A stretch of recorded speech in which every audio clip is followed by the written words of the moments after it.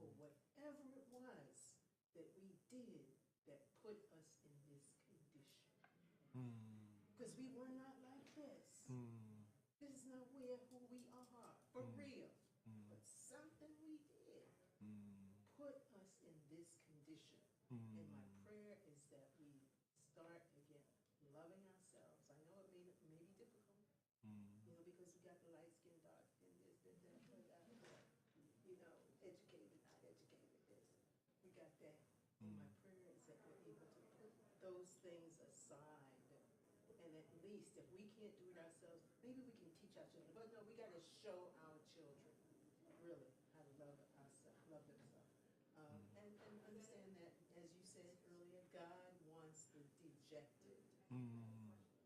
Something, someone, God has for you. And there's no personal savior. I definitely agree with that. And we need to pull the powerful down to replace injustice with justice. And we can do this, Metropolitan, we can do this. We can do it for ourselves and our children. That's it. Thank you. Thank you, Sister Merle. Thank you. Thank you. Others was rumbling. Yes, Diane? Yeah, today when you emphasized the relationship with Black women, it just really struck me throughout the scriptures, and especially... Yo, come on, have a seat. Have a seat. Come on, have a seat. Plenty of space. The importance of relationship, not only our relationship with the Holy, but our relationship with one another. And just the two women, the camaraderie, the kinship, they needed each other. Yes. Yes. And it just really just blew my mind, like, wait a minute. Throughout, even in this moment, in the birth, the coming, it was, we need each other. And this is so important. And I'm going to show you that even my mother is going to go see her cousin, and she needs her. For me, for herself, for everyone. Mentorship. I mean, we go on with it. So it doesn't end with just us. It's never just about us. It's about us helping one another, loving one another, blessing one another. Wherever we find ourselves, we got one another. So I think today that text just really brought that home for me. Let me say thank you for that. And I want to go back to what Sister Myrtle said, that are you all familiar with the work of Dan Black, Dr. Daniel Black? If you're not familiar with the work of Dr. Daniel Black, I think it was it, Brother Terry, probably the first Sunday New Year, maybe 2017 or 18, he spoke here. He has written many books. One of them is called The Coming, C-O-M-I-N-G. And it is, so he's a PhD in African American, I think, history or something. He's trained from Temple University in Philly. And he's a professor now at Clark Atlanta University. His commencement speech of last year went viral. So if you put in Dr. Daniel Black, Clark Atlanta, you probably will get that speech, which you also need to listen to. But in The Coming, what Black is doing is he had read everything he could get his hands on about our journey here, our journey across the waters. And he imagines, it is doing, are y'all familiar with Sadia Hartman? All right, I'm nerding out on y'all, but you got to get this. Sadia Hartman's work, it is called critical fabulation. Are y'all familiar with this? So if you should look up Sadia Hartman's work around critical fabulation.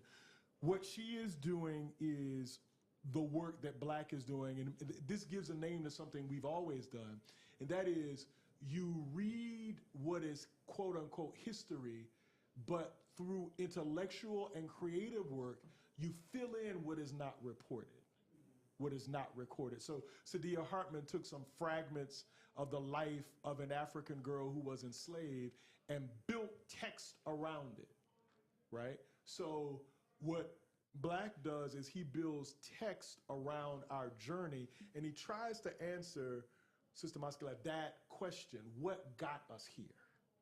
So when that was one of the most moving pieces of the work. So literally, he talks about all of the different people, groups of Africans that came here, how we are on the ships, how we learn to communicate through rhythm and time, and he meditates on how we got here. So I want to offer you the coming. And again, most of the stuff I know is because my wife told me. So she told me about that book. I want y'all to think I'm smart.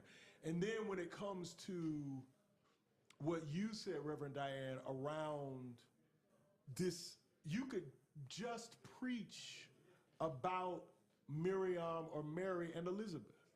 Now, I had read that text forever and never saw that relational possibility until, and this is the thing, you must always find interpreters. And I'll just give you my cheat sheet. There is a website called workingpreacher.org. And so when my wife tells me I'm not working, I say, look at what I'm looking at. I'm looking at workingpreacher.org. I'm reading it. I am working. So there is a Black New Testament scholar who wrote about this relationship between Miriam and Elizabeth. And it blew my mind because he said, this is how Black women do. When they are at their best, they build communities of joy that support one another, that because they are assaulted by everybody, including us, Black men, they keep spaces of joy, and you can only come when they invite you, if they invite you, but it is theirs. And just that whole piece of how you said they strengthen one another. I'm glad that I borrowed that from somebody else, and then you allowed your imagination to take it where it needed to go. That's when Kalila was saying, help us to understand how you think through this stuff. That's one of the things, and I wanted to privilege that, because even when I said the last portion that she sings, that God has remembered God's promises to our ancestors, that's why I said, I wonder what prayers were prayed in this space. And I could name Daniel Payne, and I could name Henry Turner, whose picture is right here, because we record history through men. So you are more likely to be included in historical documentation if you have a penis. Are you listening to me? Now, we know that more women were involved, but their stories were not considered worth recording. So in scripture, where women's stories are recorded, I feel like it is our job to amplify and to allow that imagination to flourish. I'm talking too much, but does that help? Thank you. Let me hear from others. What are you thinking? If I can dovetail on the concept of there being a Mary, those women that had voices that weren't recorded. I think about the other Marys, the other young women who were impregnated at the time and what they were subjected to. We know that Mary was at the risk of stoning. And I just want to criticize that system that says that those other Marys should have been stoned. In the way that we can sometimes amplify Mary's purity as a way to save her from the judgment that was coming to her. We tend to forget about those other Marys who existed at that time, and the Marys who are amongst us right now, who are still being judged by the same yardstick that says, if you're not clean, you're not pure, that you deserve some kind of penal judgment. And I think that story is less often told and can lead to us kind of picking from the so-called cream of the crop, again, using that same yardstick that says you have to be perfect, you have to not have any blemishes against you in order to be representative of the community. Jonathan, that's outstanding. And let me say, I gestured toward it, but you have opened up even more what could have been said. And I want y'all to always remember, like, this stuff is always imperfect. Some of the best stuff in the moment of speaking, whomever is speaking, is on the cutting room floor. It doesn't get amplified, but you are exactly right about the violence. And what it also shows, there are a couple of things. Tell me how you respond to this, Jonathan. That God doesn't care about religion. Like, God is working outside of religious strictures. Because one of the things I tried to say is that God's choosing of this one flies in the face of all of the ways that choices are made. But that's the choice that is made. And you're exactly right about that violence. And that this story is so violent. So somebody who listens and who texts me after most sermons I preach said that it was important for you to mention her consent. So when my professor said that salvation begins with Mary's yes, to say that Mary also could have said no is to return agency. Because I would like to think, and I think you can think based on how this God seems to be operating, and let's just be clear, we can't read this text as we ought because we got all this religion in our head, that if we return to it literarily and metaphorically, I think it will help us to live out a different kind of a faith. But thank you for opening that. There's more to be said, but I appreciate that. I think I saw another hand over here, and I go to David. Anyone else over here? All right. Okay, go ahead. Yeah, go ahead, David. More? You want to say more? Well, Claudette Colvin Rem Cosette, will you come up here? protested on the bus to her rightful due of being able to sit where she wanted to, but she was dark-skinned, she was expecting, she was very, very young, and of course we remember. Do you all know Claudette Colvin? Okay. You should share that story because I want to make sure everybody understands where you are. So she wanted to be active and remained active as an activist for our cause, but she faced rejection. She wasn't picked. And she predates, everybody thinks of Sister Rosa, and we should honor her, but it's taken tremendous efforts to lift up what Claudette Colvin has done for us and left us. And how many Claudettes there are. Like Brother Jonathan said, how many Marys there are. And Jonathan, let me again say, reading the text in social context is so important. Like you said, she was liable to be stoned. And all of this stuff was designed to control the bodies of women.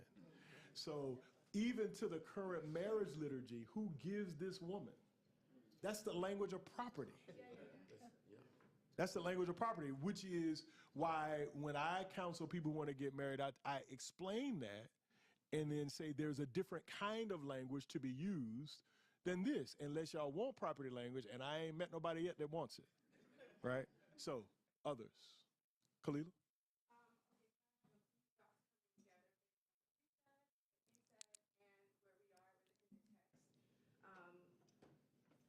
So you talked about in the sermon how important it was that Elizabeth said to Mary, you are significant, you are special. And you talked about how that was a time in which Mary would have been stoned.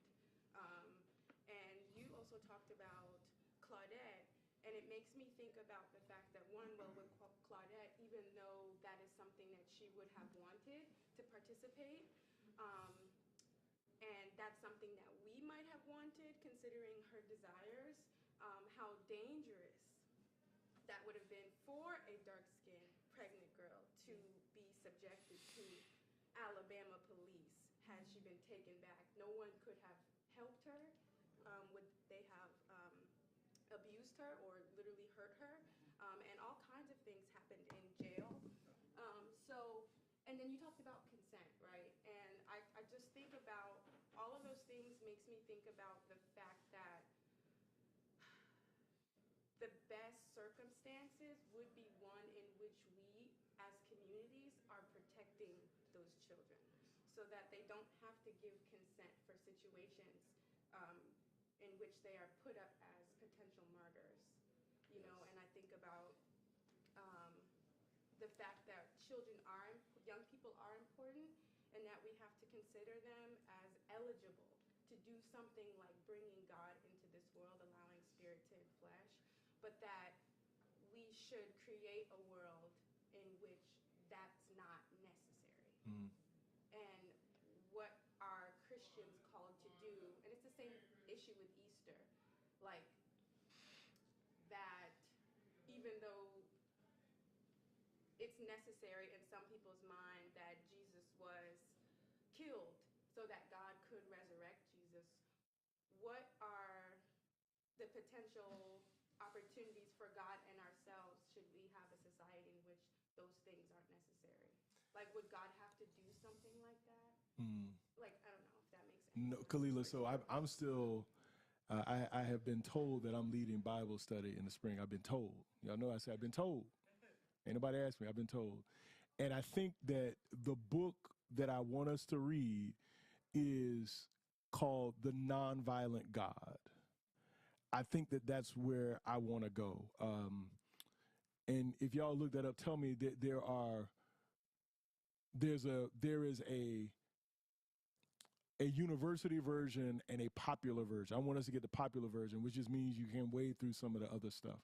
But I think you're exactly right that we have to recast our imagination. And one of the questions that J. Denny Weaver, the author of the book, is asking is, does theology change? And the answer is yes.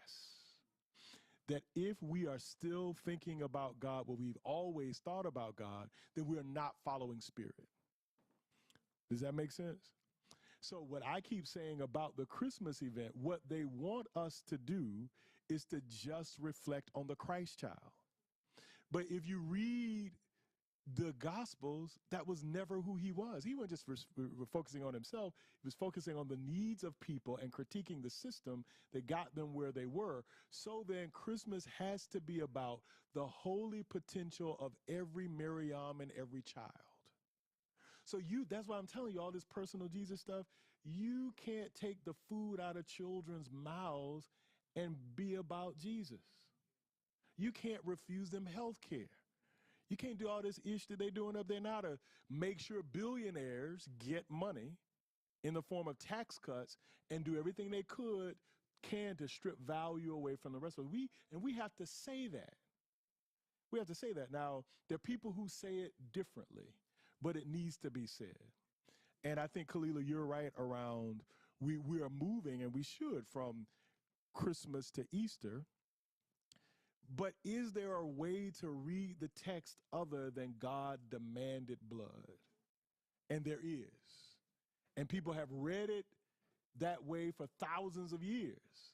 But the only reading we know is that God sacrifices Jesus for our personal sins to become our personal Savior, because that story keeps people in power. There's just no other way to say it. If we believe that, we will not trouble the waters. And if you believe that and your son is lynched, your daughter is lynched, you somehow believe that God's justice desires that. There is no separation. And if you believe our people believe that, you crazy.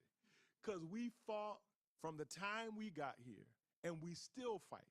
And we often use their language and story, but it meant something different for us. It's like, and I hear Dana pushing in my head. We also, and I think she's right. I'm sorry, I'm having an imaginary conversation. but we also inculcated bad stuff as well as good stuff. So a lot of unlearning. And I'm trying to figure out what we will call Wednesday nights, Joy. Are we going to call them unlearn? Because it's not Bible study. Because we ain't trying to do Bible study. If we study the text, we're going to study it for what Spirit and ancestors are showing us. Is it unlearned? Is it revolutionary possibilities? Like, what is it? But we got to name it something different, because even reading that God is nonviolent will scare people, because we are addicted to a bloodthirsty God, which is the reason we don't critique our bloodthirsty world, because we think that God wants it that way, which is the reason they killed King, because King said no. Now watch what he did to Jesus. Now watch what they're going to do with Martin King on the 20th. He's going to become a corporate, cuddly Negro. Like the Pillsbury Doughboy. You do this, and he says,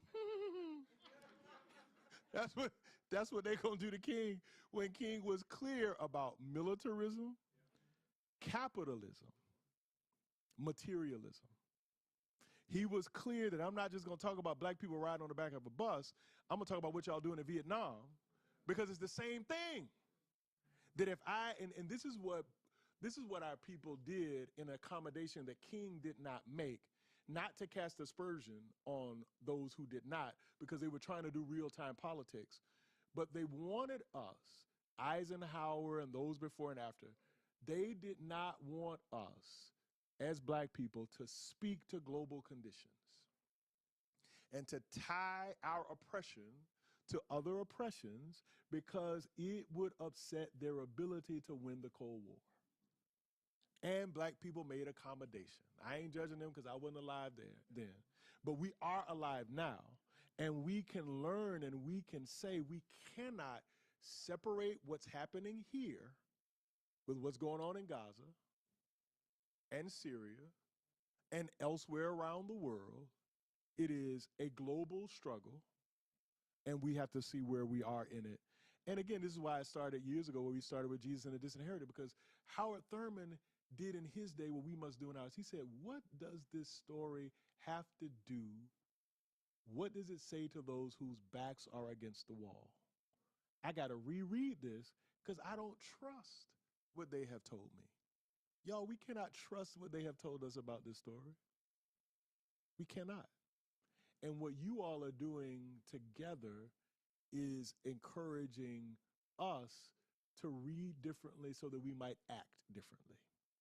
That the difference in ethics requires a difference in thought. Let me hear what you're thinking. Real? So Facebook, question is, when Lamar says that he is saying maybe to God, what does he feel that God is calling him to? I can't tell you all my business. But what I mean by that, I mean is that,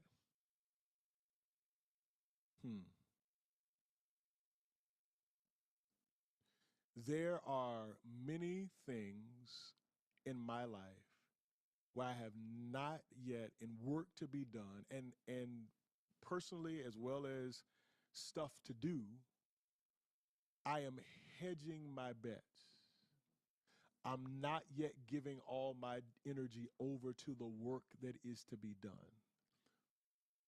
Now, if anyone else resonates with that, let me just see your hand. Like you know there is more. We know there's more to, listen, both be and to do. And we are hedging bets for many reasons. So when I say maybe, what I'm saying is I am aware that the example of Miriam in the text, now let's be clear, and I'm hearing Kalila in my head and others of you now, that Miriam's yes was not without fear and not without doubt, but she says yes and she gets to running. I think for me, I often say yes and get to sitting. I say yes and the cursor is blinking on the page. I say yes and I don't go to the meeting. I say yes and I show up as less than all of who I am. So my maybe is my not doing what most of us do, and that is making ourselves the hero of the story that is told. I am saying I'm more in league with human beings who are not yet where Miriam is, because I think that she's got all my stuff, but Miriam is running. And I think there is something to that. But also we want to balance that. It says that she stayed there for 3 months. So can you imagine? I mean, Reverend Diane, imagine someone preaching or writing about what did Miriam and Elizabeth do for 3 months? What did they say? What did they eat? What? Yes, I did. Yes. What? I mean, were they trying on clothes? Did they go to the mall? Of course they didn't. But what did they do? What did they eat? How did they dance? Did they gossip? Did they dance? What did they do? That's the stuff. So, yeah.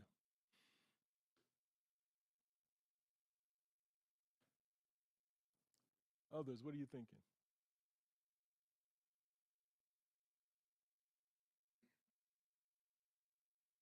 On Facebook, in terms of the title for Bible study, is Theological Reimagination Session.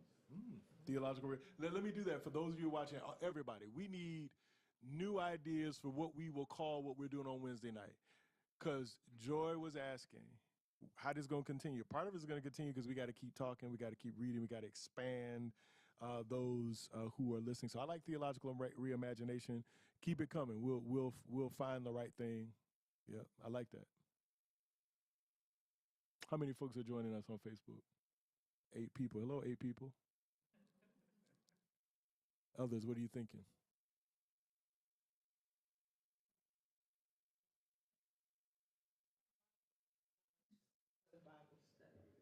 Bible exploration, or just explorations. I like that. Musings.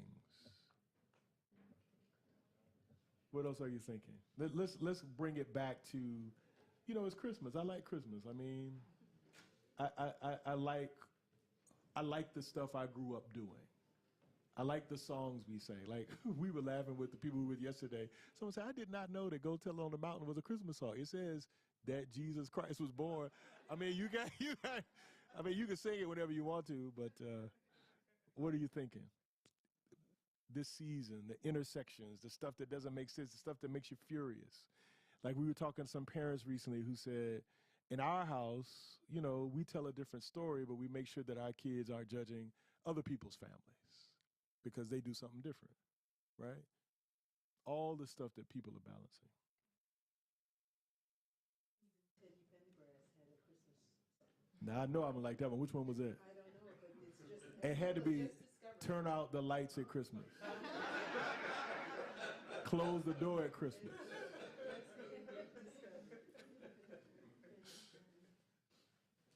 Y'all know Teddy was a boy preacher. Yeah, a boy preacher. Can you remember the title of the sermon last Sunday? That would jar my memory because we were talking Yeah, after we service. And we're like, man, there should be a talk back. Except now we can't remember. I can't. If you tell me what the text was, I can. I can't. I got too much going Yeah, on. what was the text? It was the lectionary. What was the text last week? It was Luke. It was John the Baptist. Yeah. It was, what you talking about? Yeah, I think I was talking about John. Come to church. Come to church to. That was John the Baptist. I got it written down. I can't remember. You're talking about conceptually though, like this idea of like this coming to John and like. Yeah, like the people pouring out to John, who they were, why they were coming out. John was weird. We want to be weird, but we're afraid to be weird because churchiness kind of pours you into this mold.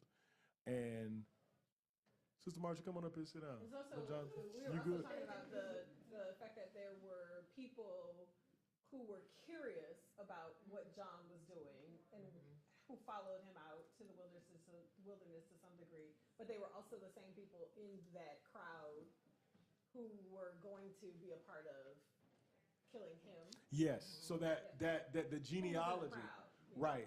But the genealogy, and again, this is why y'all, this text, Christmas is violent. Like I can remember years ago, Vernon Jordan was still alive because he called me and he was like, "Man, that was interesting." But it was have yourself a scandalous Christmas. And what I told them was, why do we think Christmas smells like cookies and cider? Christmas smells like shit. Do you hear me? Mangers smell like shit. Don't nobody sell no shit smelling cars and shit candles.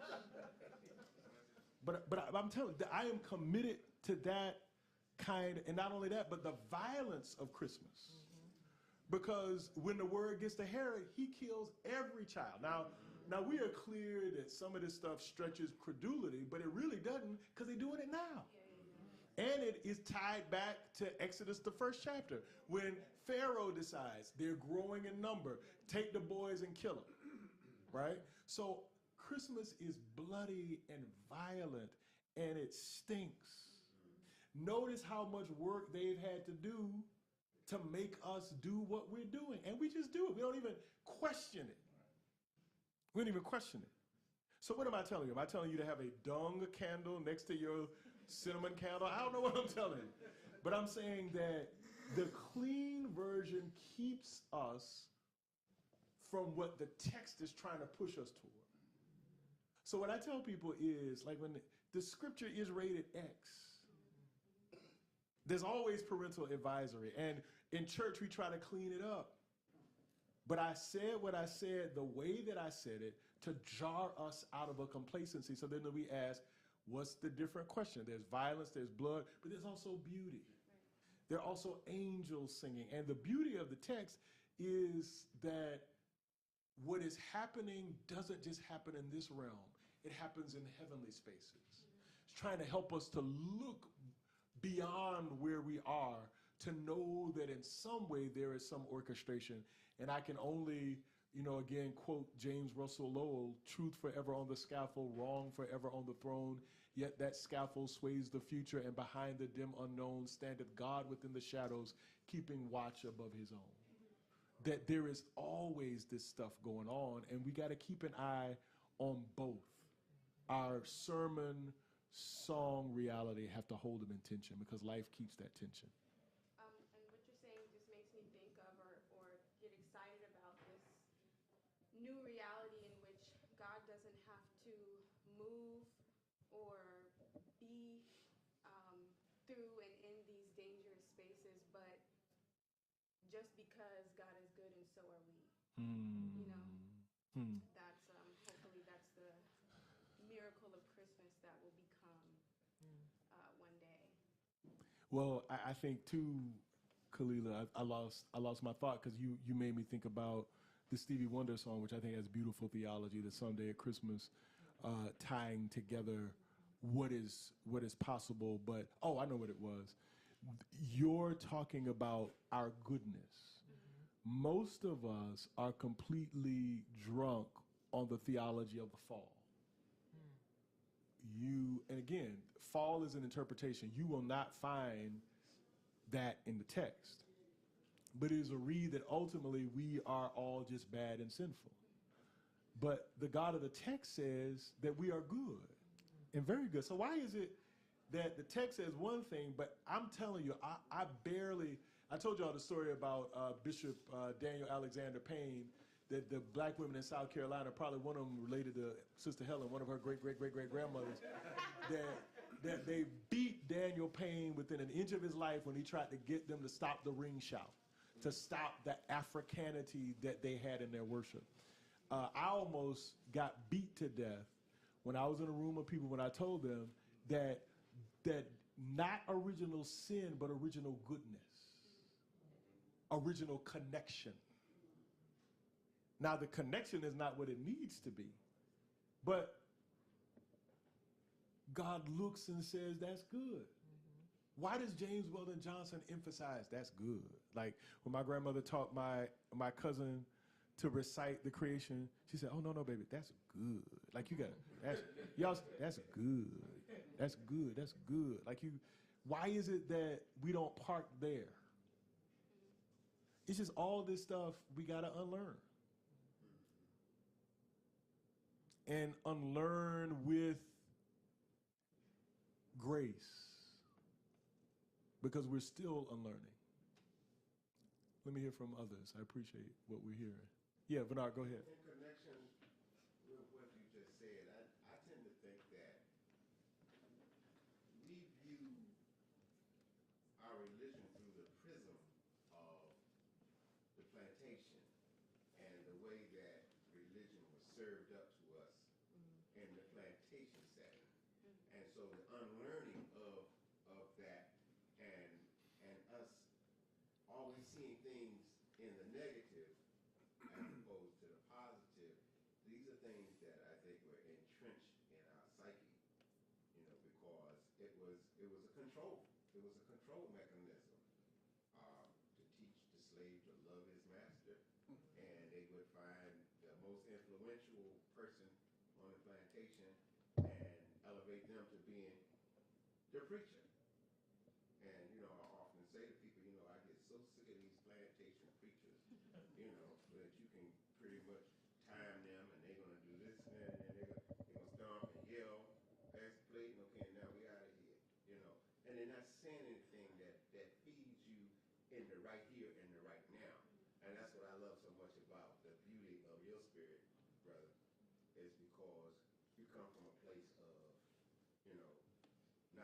not having a feel-good session, but to actually talk about things that are actually a reality of what we live.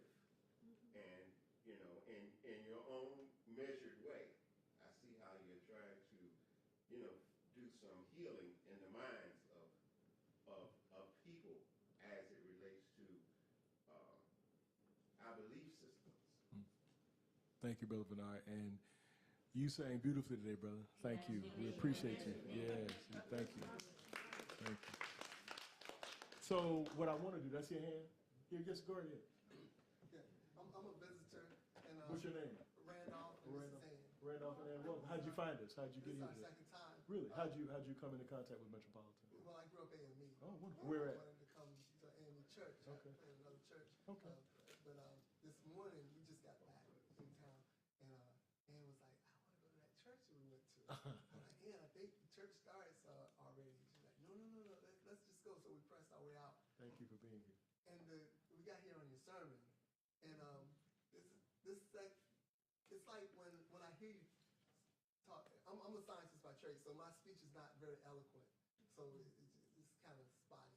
No, sir. But when I hear you talk, I feel like you come and you it's like a compass, and the compass needs magnetism to point the direction. Now, we as a people have been displaced, so our compass is like this. It's not doesn't have the direction. And when I come hear you talk, it's like you kind of galvanize, magnetize our direction to help us kind of like point our moral compass with the Bible as the backdrop. And your scripture is so well. I hope I'm not rambling. Randolph, thank you. I think for that Thank you. Wednesday night study, The compass. I was thinking the word compass, moral compass, and galvanizing. Somehow I like that. galvanize your The moral compass. The compass. I like the compass. See, this is communal creation, y'all. This is who we are as a people. That's beautiful. Man. But I really love the church. I love being here, and everything. Thank you. Welcome. And Ann, thank you for saying, let's go to that church. Thank you. Now, I want to, quickly, Brother Benoit. I'll be very quick. I think one of the things is that we have to translate our theology into some practicalities. That that's my perspective. Oh, yes. I had a little law firm down the street. We hired an attorney, a summer attorney for summer students. Bernard heard the idea. He hired 40 kids working for Metropolitan in the music division. That's practicality. Up and took it, ran with it. He used his skills, his talent. He did work with, I don't know, these other folks who sing down on U Street and all that other kind of stuff, but I heard him singing one of those church songs. And so, but he had that kind of talent, and I think that's where we need to be. We have to go from, that's all right. No, go ahead, Brother Benoit. I used to be a mayor. I was at Greater Allen, New York before I came to Metropolitan. And they had to get a pastor. And I always say, if we my people can do that job. All right? I'm not the bishop. I don't pick who it is. I think my pastor can run a $82 million budget because my credit union was a $60 million operation, and he got more skills than I have in most areas. To do that, and that's what we got to do. We need to stop all that. If you watch the debate, who voted where, that's where we need to go. About the budget. It's about the budget. Thank you, sir. About what we're going to be doing, putting the troops on the street, and people like Bernard. Hey, I don't know about playing in the clubs, but he hired 40 kids for the church. Thank you. And nothing wrong with playing in the clubs. It's a good club, good music. I want to thank our wonderful bass, Brother Jerome. Y'all give it up to Brother Jerome. I got you. So I want to begin, and we're gonna tip out on this conversation because we got a plane to catch, and Reverend Cosette will take the hot seat, and y'all can keep moving. But what are your Christmas rituals? What did you do? What are you doing? What are you rethinking? I'll start. March '89. So before March '89, in my father's house, his mother was living. Last Christmas, there was Christmas '88, and we used to have a big old tree in their house. After she died, we always had a tabletop tree. We never put up a big tree that I recall since '89. I thought about that, and I thought about we changed. We were different. We kept the feast. We kept the laughter. But it was different. It really was diminished in a way, but still beautiful, and it grew differently. But I remember keeping the tree, but the tree changed. And I think we ought to change when we need to change, right? So y'all know them tabletop trees? Yeah. I wish I had one now. It'd be easier to clean up. Anybody else? What are your rituals? So that was part of the challenge, is really to ask everybody to like just stop and think for 30 seconds or so about what you might do this Christmas in light of the things that we want to unlearn, ways that we want to say yes and not maybe, or kind of because customs, rituals, like all of these things, like we have to really gear ourselves up for it. Which is part of the reason Mary runs to Elizabeth, like, all right, girl, we got to come up with a plan. So, like, take some time in stillness, and not very long, but over these next couple of days, but even in this moment, so that we can share out with each other, what are some things that we might do to put us on the path of saying yes, put us on the path of really hearing all of the Christmas story and unlearning some things. And one unlearn is to insist on talking, but to be still for 30 seconds. And then when you are moved to speak, share something that you might be willing to do, because other people might say, oh, that makes more sense than like what I've been doing, or that's a good idea. So what would that sharing be like? So I'll stop now and just give us 30 seconds to think about what we might do.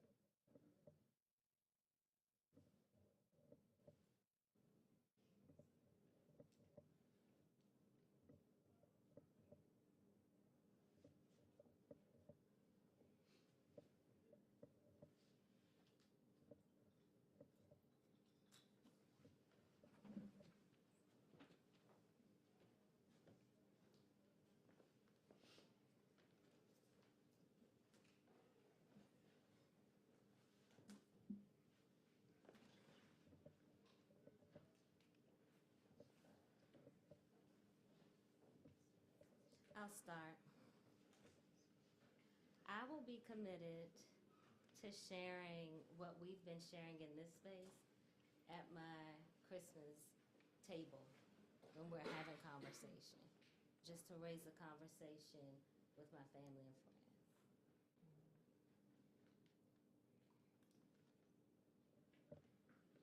Don't be shy. Come on. Yeah, we can. We actually talked about that. We decided that we would like to have a Christmas void of technology, modern technology, like the cell phone, the TV, and everything, and just and make something instead of going to the store to purchase.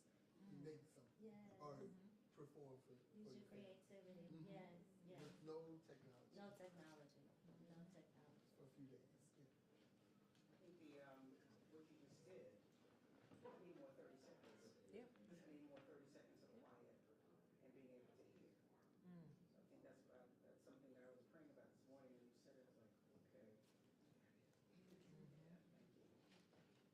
I had a similar experience in terms of, I was like, okay, so what would my thing be? And I thought maybe starting the morning with silence, and with some expression of gratitude. Yeah.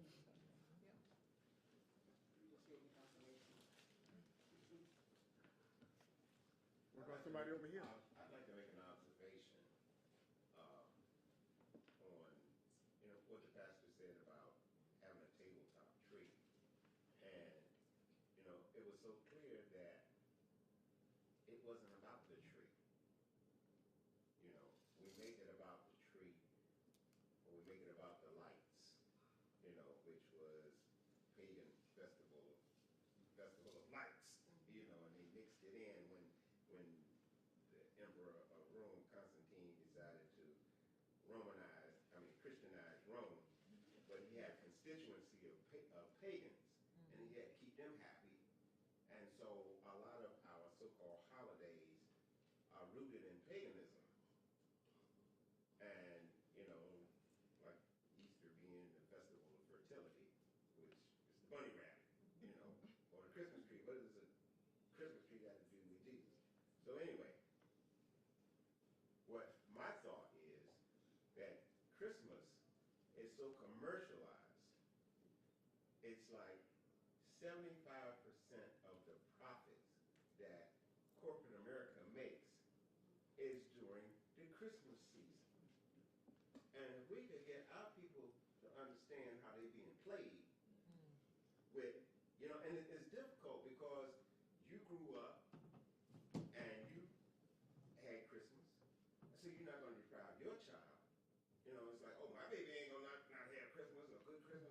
So we become so consumerized and commercialized, and that's in a general sense. But when it comes to what is supposed to be the holiest of days for the Christian faith, it's like, I mean, an example is when they made Martin Luther King's birthday a holiday, and then the corporate America wanted to commercialize that. People said, no, we're not going to let you do that. And so, it's going to be a day of service as opposed to y'all going to sell us some more stuff.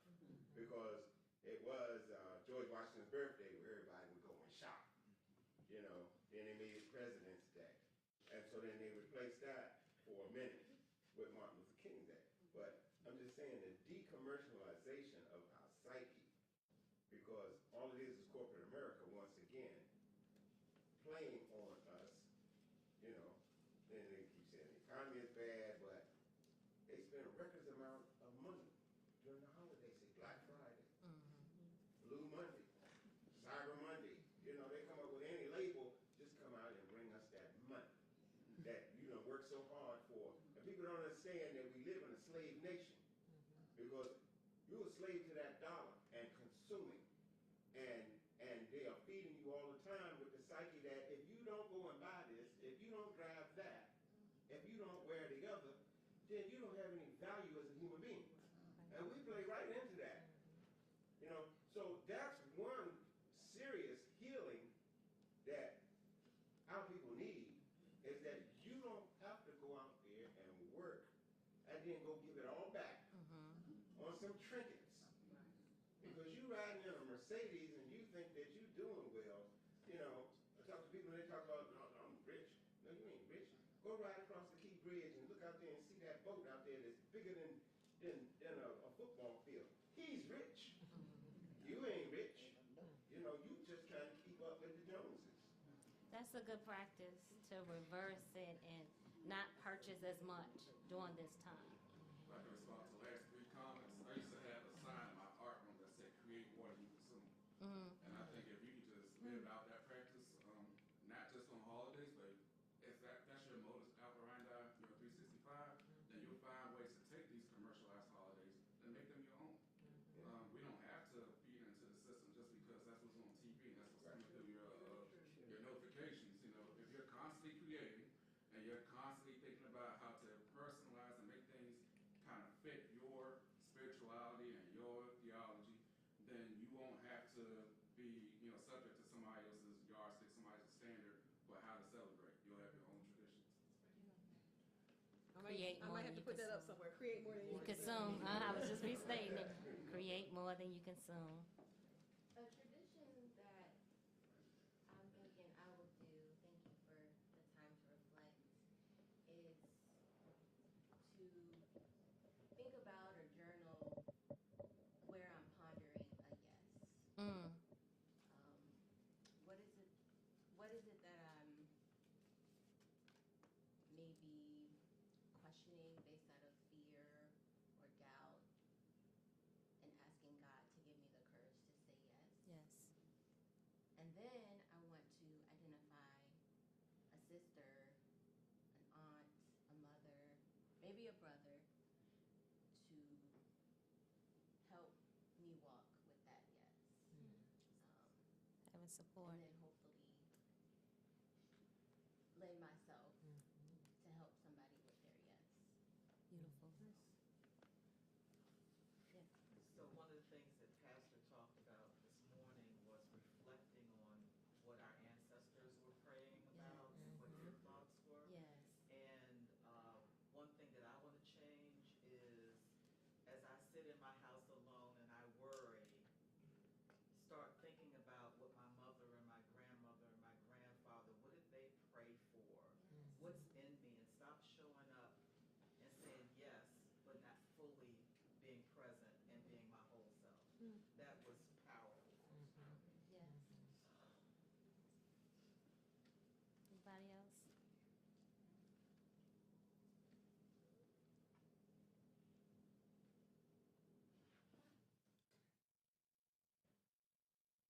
Well, you can continue to reflect and take time. Thank you for joining us for Talk Back after service. We'll be back again next Sunday, but take time over the holiday to reflect, to pray for those who Christmas season is going to be different because they're missing someone this season, and this will be the very first Christmas that they'll be missing somebody. So let's just be in prayer for each other and reflective and open to God's yes. Amen. Amen.